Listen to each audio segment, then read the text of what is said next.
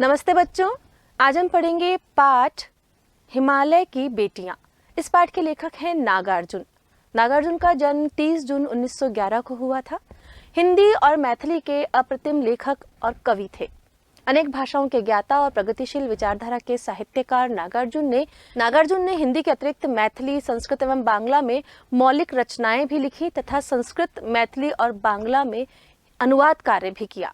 नागार्जुन का असली नाम वैद्यनाथ मिश्र था, परंतु हिंदी साहित्य में उन्होंने नागार्जुन तथा मैथिली में यात्री नाम से अपनी रचनाएं लिखी। मतलब इन्होंने हिंदी में नागार्जुन उपनाम लिया और मैथिली भाषा में इन्होंने यात्री उपनाम से अपनी रचनाएं लिखी।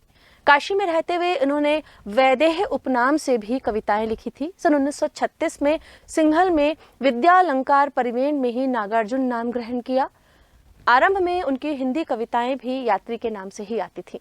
वस्तुतः कुछ मित्रों के आग्रह पर 1941 ईस्वी के बाद उन्होंने हिंदी में नागार्जुन के अलावा किसी भी नाम से अपनी रचनाएं नहीं लिखी। अपनी रचनाओं में इतना खो जाते थे, अलग अलग भाषाओं में इन्होंने इतनी रचनाएं लिखी जिसके कारण ही इन्हें बहुत से पुरस्कारों से सम्मानित किया गया। इनके पुरस्कार जो मिले उनके नाम हैं साहित्य अकादमी पुरस्कार, भारत भारती सम्मान, मैथिली शरण गुप्त सम्मान, राजेंद्र शिखर सम्मान और साहित्य अकादमी की सर्वोच्च फेलोशिप से भी इन्हें सम्मानित किया गया और बंगाल सरकार के द्वारा राहुल सांकृत्यायन पुरस्कार भी इन्हें दिया गया।